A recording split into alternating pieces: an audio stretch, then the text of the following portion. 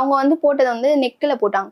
நெக்கில் போட்டாங்க. சரி என்னடா அது நெக்கில் போடுறாங்க, சரி நம்ம எப்பவும் போல நம்ம வேலையை பார்க்குறோம் அப்படின்னு சொல்லிட்டு, ஏன்னா நம்ம ஒரு ஒர்க்குனா அதை தெய்வமாக பார்த்து, ஏன்னா நம்ம தொழில் செய்கிறோம், அதை தொழிலாக தான் பார்க்கணும் அப்படின்னு சொல்லிட்டு நம்ம உள்ள வந்து ஒர்க்கு ஸ்டார்ட் பண்ணியாச்சு. கழுத்தில் நான் பாட்டு போட்டே இருக்கேன்.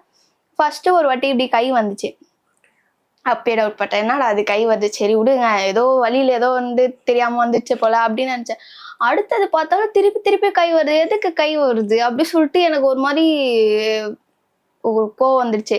அதுக்கப்புறம் என்ன பண்ணேன், அப்படியே ஸ்டாப் பண்ணிட்டு அப்பாவுக்கு கால் பண்ணிட்டு, அப்பா இந்த மாதிரி இங்கே சரியில்லை. ஏன்னா அப்பா வந்து ஒரு சில டைம் வெளியே எங்கன்னா வேலை இருக்கு அப்படி சொல்லிட்டாருன்னா கிளம்பிடுவாங்க. நான் மட்டும்தான் இருப்பேன் அந்த டைம்ல. என் தம்பியும் இல்லைன்னா, தம்பி இருக்க மாட்டான்னா நான் மட்டும்தான் இங்கே இருக்கணும். அந்த சுச்சுவேஷன்ல தான் அன்னைக்கு நான் மாட்டிக்கினேன். சரி போடுவோன்னு சொல்லிட்டு தான் நம்பி தான் போட்டேன். எல்லாரும் அப்படிதானே, நம்ம பார்த்துக்கலாம் எதா இருந்தாலும் அப்படி சொல்லிட்டு.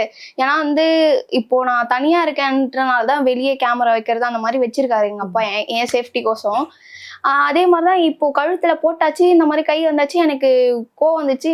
அப்படியே ஸ்டாப் பண்ணி எங்க அப்பா கால் பண்ண, அப்பா சீக்கிரம் வாங்க, எனக்கு இங்க வந்து சரியில்லை அப்படி சொன்னோன்னே, சரி வெயிட் பண்ணுமா நான் வரேன்னு சொல்லிட்டு எங்க இருந்தாருன்னு தெரியல, 5 நிமிஷத்துலயே வந்துட்டு அதுக்கப்புறம் செம்ம சண்டை. எதுக்கு டாட்டா போட தானே வந்த, எதுக்கு தேவையில்லாத வேலை பார்த்துட்டு இருக்கா அப்படி சொல்லி செம்மையா திட்டிட்டு அமுச்சு விட்டாங்க.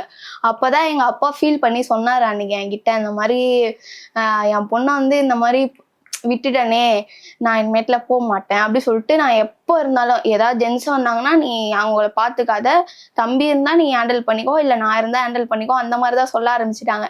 அதுக்கப்புறம் சரி நான் சொன்னேன்ப்பா விடுங்கப்பா, இதெல்லாம் நார்மல் தான், அந்த மாதிரி எதாவது வந்தா இப்போ சொன்னல, அதுக்கப்புறம் எதாவது வந்தா பார்த்துக்கலாம் அப்படின்னு.